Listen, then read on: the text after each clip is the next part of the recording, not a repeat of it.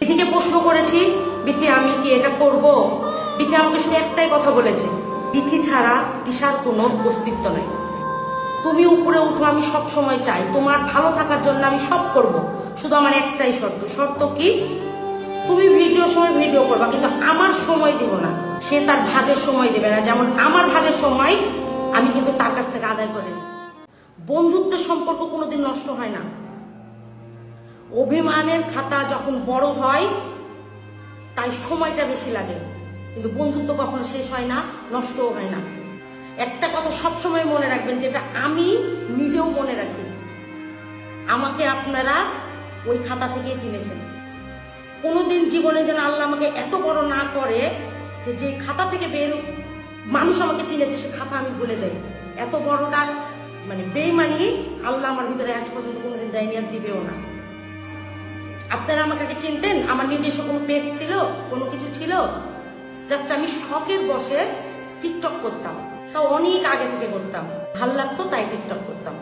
অনেকেই আসছেন এই কথাটা বলেন না যে অহংকারের কাছ থেকে বের হয়ে এসছে, এবার তোমার ভিডিও দেখবো। আমাকে তো সর্বপ্রথম অহংকারের ওখানেই দেখছেন। সে আমাকে না নিয়ে আসলে কি আপনারা আমাকে দেখতে পেতেন? একটা মানুষকে যেরকম সবাই খারাপ বলে না, একটা মানুষকে কিন্তু সবাই ভালোবাসে না। আমি যখন বিথির সাথে মিশতাম তখনও বলেছি, এখনো বলি, আমি যদি সামনে আমি এই লাইনে আমি যতদিন থাকবো, আল্লাহ আমাকে যতদিন থাকাবে, আমি একটাই কথা বলবো, বিথি ছাড়া দিশার কোনো অস্তিত্ব নাই। আপনারা আমাকে দেখে আসছেন ওইখান থেকে, চিনেন ওইখান থেকে। সে না চাইলে আমি কখনোই এত দূর আসতাম না। আমার কোনো ইচ্ছা ছিল না। আমি তার সাথে মিশার 1 বছর কি 1.5 বছর পর জোর করে আমাকে এখানে ঢুকাইছে, তাও রাত সবসময় একটা কথা বলতে, আপু আছেন, কিছু একটা করেন, আমরা তো আছি, কতকাল এভাবে বসে থাকবেন? সবাই করে, আপনিও করেন। আমি সবকিছু ঠিক হওয়ার পরেও আমার একটা জায়গা, আমি সবসময় একটা টেনশন থাকতো। ঠিক আছে, আমি বিথিকে জিজ্ঞেস করি, বিথিকে প্রশ্ন করেছি, বিথি আমি কি এটা করব? বিথি আমাকে শুধু একটাই কথা বলেছে, তুমি উপরে উঠো, আমি সব সময় চাই, তোমার ভালো থাকার জন্য আমি সব করব, শুধু আমার একটাই শর্ত। শর্ত কি? তুমি ভিডিও সময় ভিডিও করবা, কিন্তু আমার সময় দিব না। এটা হচ্ছে বন্ধুত্ব।